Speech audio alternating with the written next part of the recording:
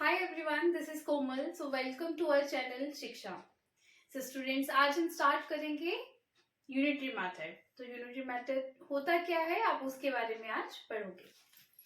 So unitary method means the method in which we first find the value of one unit and then the value of the required number of units is known as the unitary method. Means वो method जिसमें हम पहले एक unit की value find करते हैं और उसके बाद हम जो आपको नंबर ऑफ रिक्वायर्ड यूनिट्स हैं वो फाइंड करते हो आप, उस मेथड को हम बोलते हैं unitary method. Suppose cost of 6 cans is ₹210. मतलब आपको कॉस्ट दी है 6 कैन्स की. कितनी कॉस्ट दी है? ₹210 आपको दिए हैं.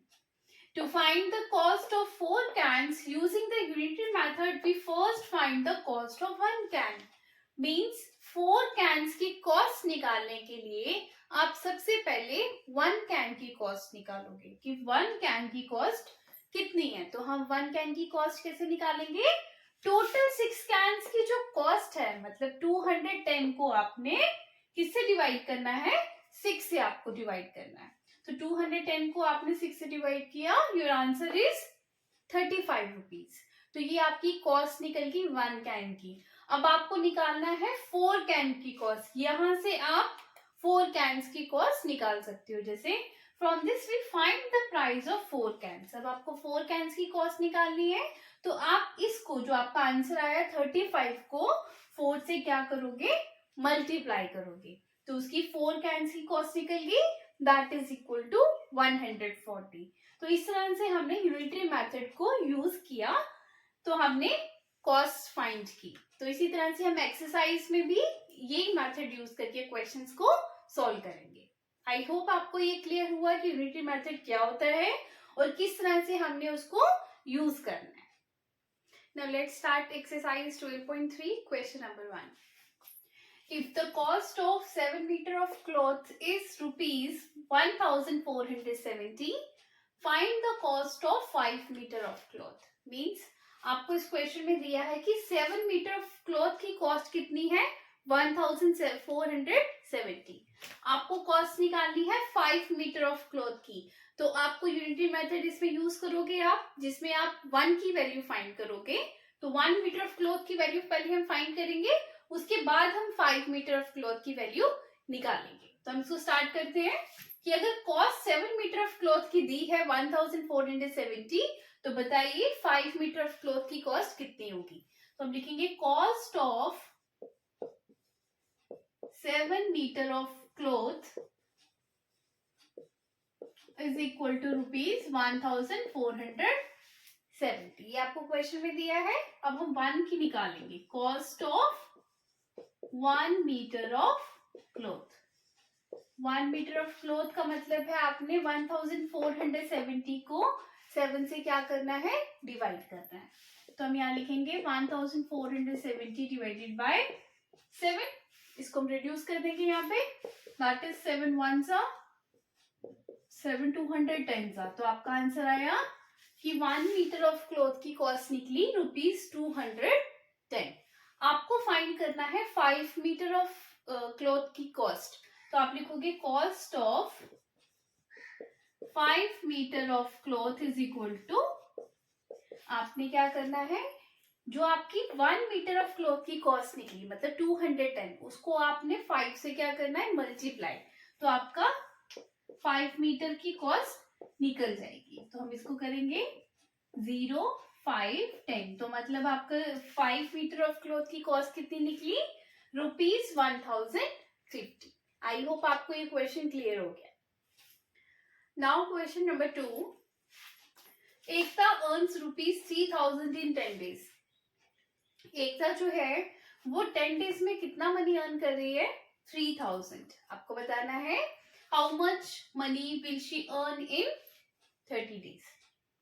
कि अगर वो 10 days में 3,000 जो है रुपीस अर्न करती है, तो बताओ कि 30 days में वो कितना अर्न करेगी.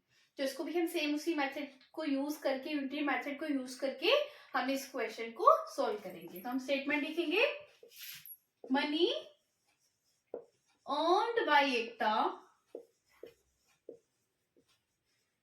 in 10 days. तो 10 days में मनी कितना अर्न किया एकता ने, दैट इज इक्वल टू ₹3000. तो हम लिखेंगे 3000 जो है वो उसने अर्न किया. अब 30 डेज का निकालने के लिए हम पहले 1 का निकालेंगे कि कितना मनी उसने अर्न किया 1 डे में. तो हम लिखेंगे money earn by Ekta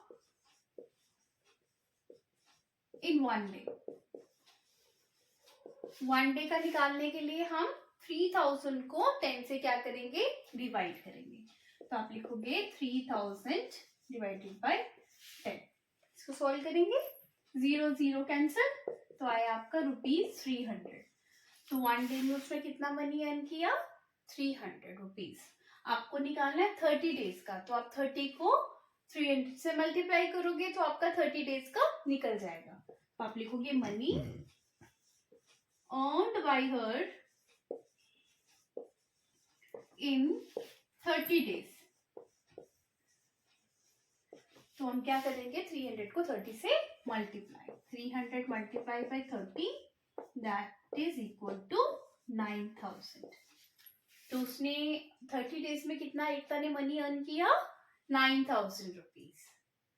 now question number 3. If it has rain 276 millimeter in the last 3 days, how many centimeter of rain will fall in 1 full week, means 7 days?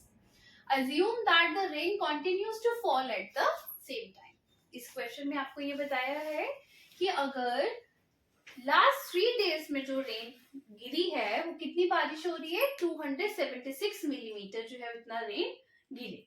आपको बताना है कि पूरे फुल वीक में 1 वीक में कितना centimetre of rain जो है वो गिरा होगा. तो सबसे पहले आपको पता होना चाहिए कि 1 week is equal to how many days. 1 week में कितने डेज होते हैं, 7 डेज होते हैं. तो आपको निकालने हैं 7 डेज का, but answer should be in centimetre. जैसे आप क्वेश्चन में देखो, आपको क्वेश्चन में दिया है मिलीमीटर में आंसर, है ना. क्वेश्चन में आपको दिया है मिलीमीटर में कि लास्ट 3 डेज में कितना गिरा है, 276 मिलीमीटर. बट आपको क्वेश्चन में जो पूछा है वो आपको सेंटीमीटर में पूछा है.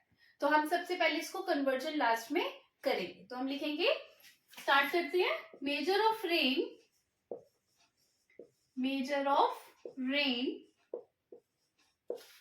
इन 3 डेज. 3 डेज में कितनी रेन गिरी है, 276 मिलीमीटर. ये आपका क्वेश्चन में दिया है. तो यूनिटरी मेथड यूज करेंगे कि we will find the value of 1 day. 1 day में कितनी गिरी होगी, so measure of rain in 1 day. 1 day का निकालने के लिए आपने क्या करना है, 376 को 3 से डिवाइड करना है. 276 को हमने 3 से डिवाइड करना है. ठीक है. सो इसको हम डिवाइड करते हैं, 9 सो दैट इज 92 मिलीमीटर. ये निकल गया 1 डे का. अब हम निकालेंगे 1 फुल वीक, मतलब 7 डेज का निकालेंगे. तो आप लिखोगे measure of rain in 1 full week. 1 full week मतलब 7 डेज. 7 डेज का निकालेंगे तो दैट इज इक्वल टू 92 को आपने 7 से मल्टीप्लाई करना है. 92 इंटू 7 14 64. तो ये आया 644 मिलीमीटर. अब क्वेश्चन आपका जो है आंसर निकला है आपका मिलीमीटर में, बट क्वेश्चन में आपको सेंटीमीटर में बोला है. तो आपको फॉर्मूला यूज करना है कि मिलीमीटर को जब हम सेंटीमीटर में यूज करते हैं तो क्या होता है, 1 मिलीमीटर जो होता है वो 1/10 सेंटीमीटर के इक्वल होता है. ठीक है. You know that 1 centimetre is equal to 10 millimetre. तो 1 millimetre is equal to 1/10 centimetre. ये फॉर्मूला आपने इसमें यूज करना है. तो हम 644 को डिवाइड करेंगे 10 से, that is equal to, decimal में चेंज करेंगे, 64.4 सेंटीमीटर. तो इस तरह से आपने इसका कन्वर्जन करके आंसर सेंटीमीटर में फाइंड करना है. आई होप आपको ये क्वेश्चन क्लियर हो गया. Now question number 4. Cost of 5 kilogram of wheat is ₹91.50. Means 5 kilogram of wheat की कॉस्ट आपको दी है 91.50 पैसे।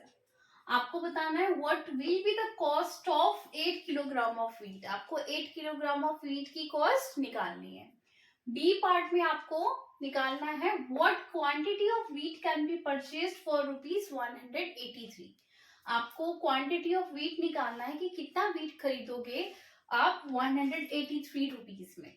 तो सबसे पहले आप इसमें फर्स्ट पार्ट को सॉल्व करते हैं हम कि अगर 5 किलोग्राम ऑफ व्हीट की कॉस्ट 91.50 पैसा है तो बताइए कि 8 किलोग्राम ऑफ व्हीट की कॉस्ट कितनी होगी।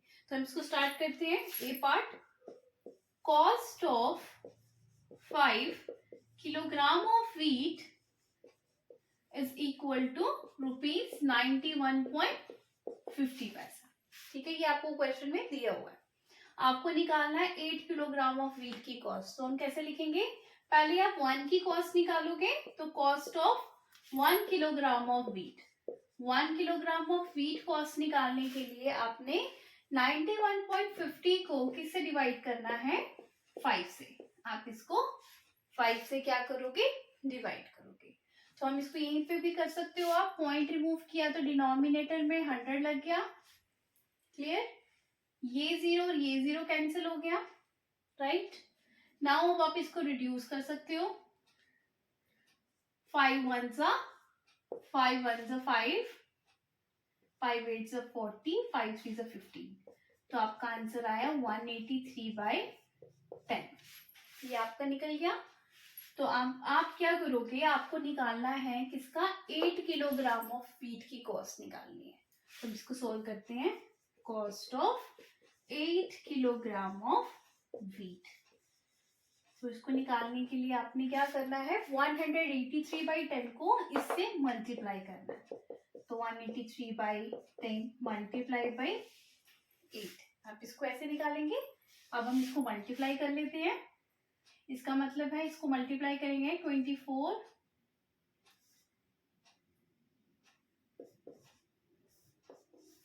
ये आपका आंसर आया। तो अब आप इसको डेसिमल में लिखोगे तो 146.40। तो ये आपका निकल गई कॉस्ट किसकी, 8 किलोग्राम ऑफ व्हीट की कॉस्ट निकली। अब हमें बी पार्ट में क्वेश्चन को रिवर्स कर दिया कि अगर आपको बताना है कि अगर 5 किलोग्राम ऑफ व्हीट की कॉस्ट जो है वो 91.50 रुपीज है, तो बताओ कि आप 183 रुपीज में कितना क्वांटिटी व्हीट खरीद सकते हो। तो मीन्स क्वेश्चन को हम रिवर्स करते हैं कि अगर आप 91.50 पैसे में 5 किलोग्राम ऑफ व्हीट खरीदते हो तो बताओ 183 रुपीज में कितना क्वांटिटी ऑफ व्हीट खरीदोगे। तो सबसे पहले हम 1 की कॉस्ट 1 की निकालेंगे कि 1 रुपी में आप कितना निकाल सकते हो। ठीक है, यूनिटरी मेथड अप्लाई करेंगे और इस क्वेश्चन को सोल्व करेंगे। सो बी पार्ट स्टार्ट करते हैं। बी पार्ट में आपने क्वेश्चन को रिवर्स कर देना है।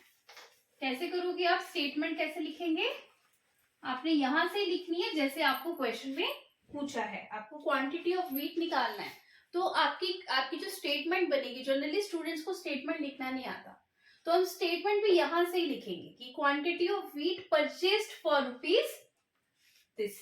ठीक है, तो बी पार्ट का हम आंसर लिखेंगे क्वांटिटी ऑफ व्हीट इसको रिवर्स कर दो। जो फर्स्ट स्टेटमेंट है ना, cost of 5 kilogram of wheat is this, इसको रिवर्स कर दो कि quantity of wheat purchased for rupees 91.50। 91.50 में आपने कितना क्वांटिटी खरीदा, 5 किलोग्राम। आप लिखोगे यहाँ पे हमने खरीदा 5 किलोग्राम। तो अब हम 1 का निकालेंगे तो आप लिखोगे quantity of wheat purchased for 1 rupee. 1 rupee का निकालोगे मीन्स आपने 5 को इससे क्या करना है, डिवाइड करना है। तो 5/91.50। क्लियर, अब हम इसको रिड्यूस करते हैं।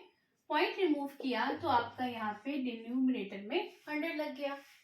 ये 0 और ये 0 कैंसिल हो गया। अब इसको हम कट करेंगे, 5 1 जा 5 4 5 1 जा 5 8 सा 5 3 सा, ठीक है, 183 सा 915 होता है। नाउ आपका आंसर आया 10/183। क्लियर, ये आपका क्वेश्चन में दिया है। अब आपको निकालना है quantity of wheat purchased for rupees 183। 183 का आपको निकालना है कि इतने रुपीज में आपने कितना क्वांटिटी और वेट खरीदोगे, तो हम उसमें क्या करेंगे, मल्टीप्लाई करेंगे। तो 10/183 था, इसको आपने 183 से क्या करना है, मल्टीप्लाई। तो ये 183 वन सा 183 वन सा, तो आपका आंसर क्या आया, that is equal to 10 kilogram. मतलब 183 रुपीज में आपने कितना वेट खरीदा, 10 किलोग्राम। आई होप आपको ये क्वेश्चन क्लियर हुआ कि किस तरह से आपको इस क्वेश्चन को सॉल्व करना है। Now question number 5, the temperature dropped 15 degree Celsius in the last 30 days.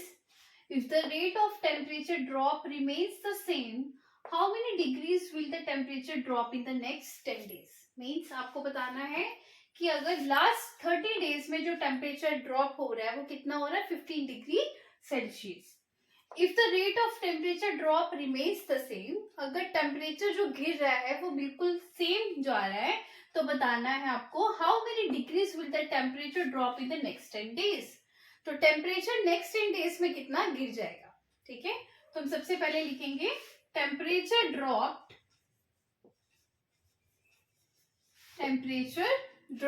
In the last 30 days. Last 30 days में कितना टेम्परेचर गिर गया है, that is equal to 15 degree Celsius. One day का निकालेंगे कि temperature dropped in one day. One day में कितना टेम्परेचर जो है वो ड्रॉप हो रहा है, तो आपने क्या करना है, 15 को 30 से डिवाइड करना है। तो 15/30 degree Celsius, that is equal to 15 one सा 15 टू सा, मतलब 1/2 डिग्री सेल्सियस जो है वो आपका वन डे का निकला। आपको बताना है कि आपको टेम्परेचर नेक्स्ट 10 डेज का निकालेंगे, तो हम लिखेंगे temperature dropped in next 10 days. Next 10 days का निकालने के लिए आप क्या करोगे, इसको 10 से मल्टीप्लाई, तो 1/2 मल्टीप्लाई बाई 10 डिग्री सेल्सियस, तो मतलब 2 वन सा 2 5 सा, तो आपका आंसर आया 5 डिग्री सेल्सियस। तो ये आपका निकला नेक्स्ट 10 डेज का टेम्परेचर जो गिर गया था, कितना हुआ drop, 5 degree Celsius. Now question number 6, Shaina pays rupees 15,000 as rent for 3 months. How much does she have to pay for a whole year if the rent per month remains the same? Means आपको बताना है कि अगर शाइना जो है वो 3 months का rent पे करती है, कितना, 15,000, वो 3 मंथ्स का रेंट पे कर रही है 15,000। आपको बताना है कि अगर how much does she have to pay for a whole year, पूरे साल में वो कितना रेंट पे करेगी। अगर हर महीने रेंट सेम है तो बताइए पूरे साल में वो कितना रेंट पे करेगी। तो इसमें भी हम सबसे पहले आपको पता होना चाहिए कि 1 year is equal to 1 year में कितने मंथ्स होते हैं, 12 मंथ्स, ठीक है, दिस यू शुड नो। अब आपको सॉल्व करना है कि रेंट पेड बाय शाइना, हम स्टार्ट करते हैं, rent paid by Shaina for 3 months, या in 3 months is equal to 3 months में उसने कितने पे किया, 15,000, तो हम लिखेंगे 15,000 उसने 3 months का रेंट पे किया।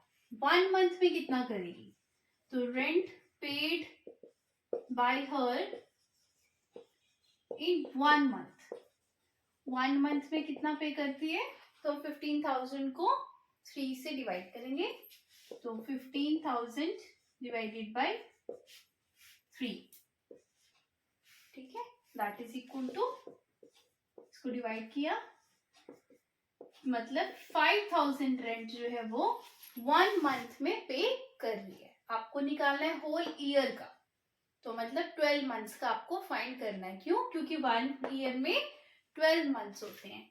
ये आपने यूज करना है लास्ट में। तो लिखेंगे rent paid by her in 12 months. 12 months में उसने कितना रेंट पे किया? आपने 5000 को, ये जो 5000 1 मंथ का निकला है, इसको आपने 12 से मल्टीप्लाई करना है, दैट इज इक्वल टू 60,000। तो मतलब 12 मंथ्स में शाइना ने कितना रेंट पे किया? 60,000। Now question number 7, cost of 4 dozen bananas is 180 rupees. मतलब 4 डजन बनानास की कॉस्ट आपको दी है 180 रुपीज। आपको बताना है how many bananas can be purchase for ₹90, कि आप 90 रुपीज में कितने बनानास खरीद सकते हो। तो इसके लिए सबसे पहले आपको पता होना चाहिए कि 4 डजन का मतलब क्या होता है। ठीक है, तो 4 डजन मीन्स पहले आपको निकालना है 1 डजन का मतलब होता है 12। तो 4 डजन बनानास का मतलब 4 dozen means 4 multiply by 12, that is equal to 48। मतलब 4 डजन में उसने कितने बनानास खरीदे? 48 बनानास। ठीक है, अब आप इसको निकालेंगे कि number of bananas bought for rupees 180। 180 में कितने बनानास खरीदे उसने? 48। मतलब अगर 180 रुपीज में 48 बनानास हैं, तो आपको बताना है 1 रुपी में कितने होंगे। तो 1 रुपी का निकालेंगे, number of bananas bought for 1 rupee, that is equal to, आपने 48 को 180 से क्या करना है? डिवाइड। क्लियर? इसको हम रिड्यूस कर सकते हैं यहाँ पे। 6 8s are 48, 6 3s are 18, 0. Now 2 4s are 8, 2 15s are 30. तो आपका आंसर आया 4/15। क्लियर? अब आपको निकालना है 90 रुपीज में आप कितने बनानास खरीदोगे। तो आप लिखोगे number of bananas bought for ₹90 is equal to, आपने इसको क्या करना है? 4/50 मल्टीप्लाई बाई 90। आप ऐसे करोगे। अब इसको रिड्यूस कर लो, 3 5s are 15, 3 3s are 9, 0। ठीक है, 5 1s are 5 6 are 30। तो मतलब 4 into 6 that is equal to 24 bananas. तो मतलब 90 रुपीज में कितने बनानास खरीदे? 24 बनानास। आई होप आपको ये क्वेश्चन क्लियर हुआ है। अगर स्टूडेंट्स आपको वीडियो अच्छी लग रही है तो प्लीज चैनल को लाइक करें, शेयर करें और सब्सक्राइब करें। Now students, question number 8, the wait of 72 books is 9 kilogram. What is the wait of 40 such books. मतलब आपके पास 72 बुक्स का वेट दिया है, जो 72 बुक्स हैं उसका वेट कितना है? 9 किलोग्राम आपको दिया है। आपको बताना है कि 40 सच बुक्स का वेट कितना होगा, मतलब 40 बुक्स का वेट निकालना है। तो इसमें भी आप यूनिटरी मेथड यूज करेंगे। तो आप लिखोगे weight of 72 books that is equal to 9 kilogram. 72 books का वेट है 9 किलोग्राम। आपको बताना है 1 का कितना होगा। तो वेट ऑफ 1 बुक का वेट निकालने के लिए आपने 9 को 72 से डिवाइड करना है, मतलब 9/72 that is equal to 9 1s are 9 8s are। तो आपका आंसर आया 1/8 किलोग्राम। ये निकल गया आपका 1 बुक का वेट। अब आप निकालोगे, आपको फाइंड करना है क्वेश्चन में 40 का। तो weight of 40 books is equal to, that is equal to 1/8 multiply by 40। ठीक है, तो आप इसको सॉल्व करो, 8 1 सा 8 5 सा, तो आपका आंसर आया 5 किलोग्राम। तो मतलब वेट निकला आपका 40 बुक्स का वेट कितना निकला, 5 किलोग्राम।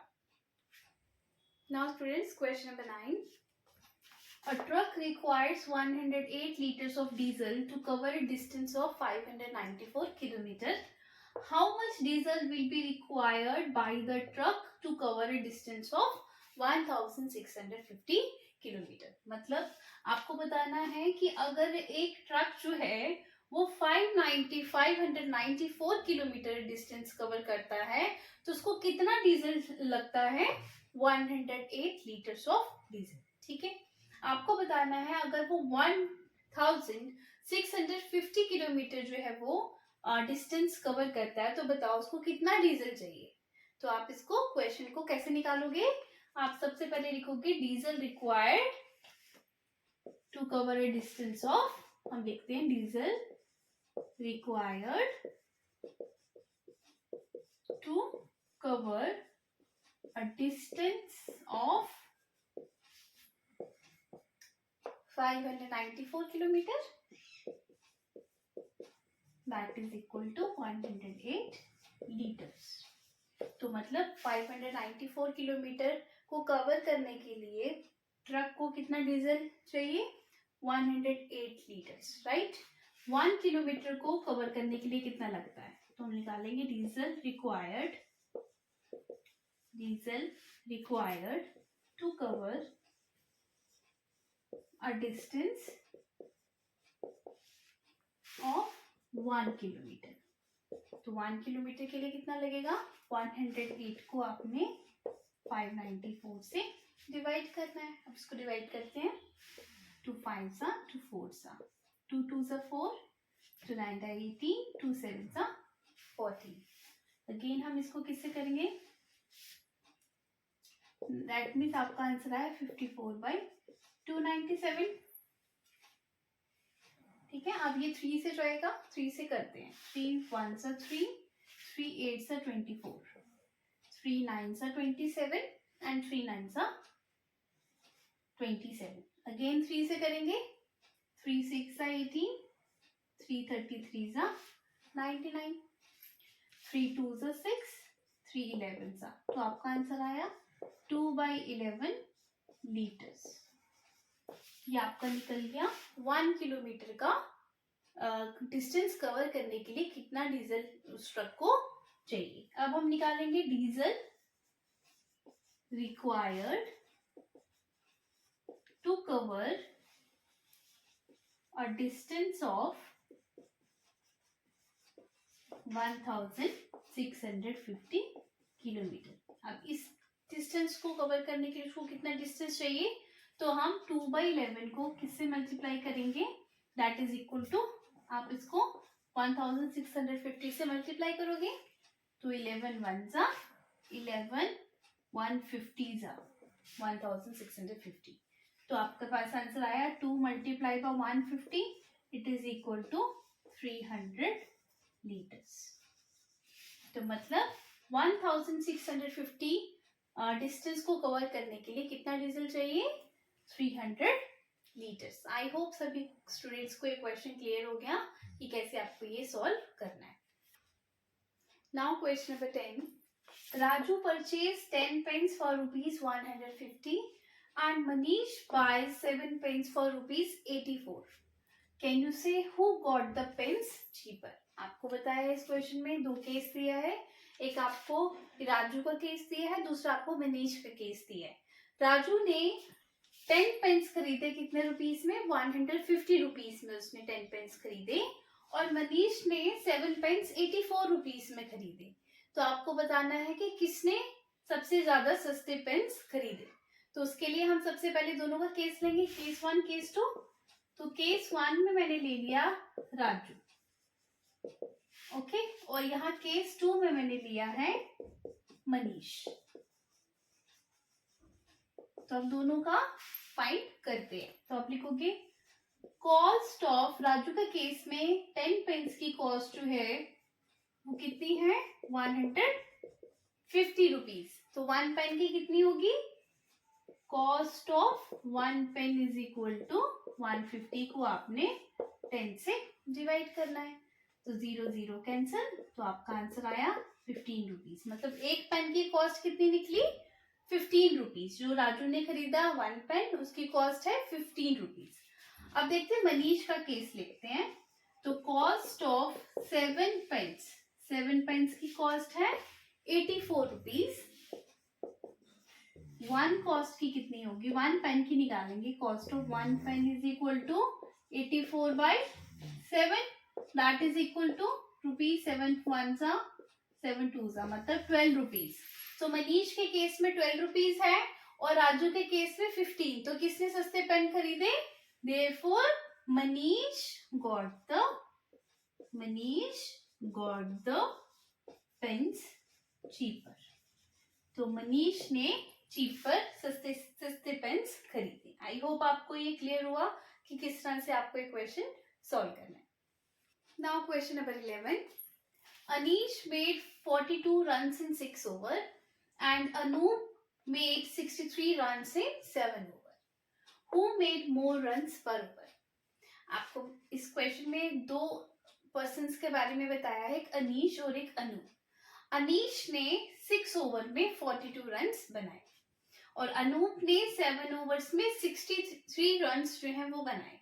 आपको बताना है कि 1 ओवर में किसने ज्यादा रन्स बनाए। पर मीन्स 1, तो 1 ओवर का निकालेंगे। दोनों का केस ले लेते हैं। तो यहाँ मैंने लिया केस 1, जिसमें आपका अनीश का दिया हुआ, ठीक है। केस 2 में आपने लिया है अनूप, केस 2 का है Anoop.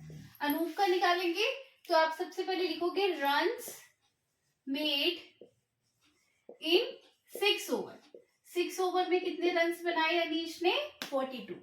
Runs made in 1 over, 1 over में कितने बनाए होंगे? 1 ओवर का निकालेंगे आप। 42 को 6 से डिवाइड किया तो दैट इज इक्वल टू 6 1 जा 6 7 जा, तो 7 रन्स।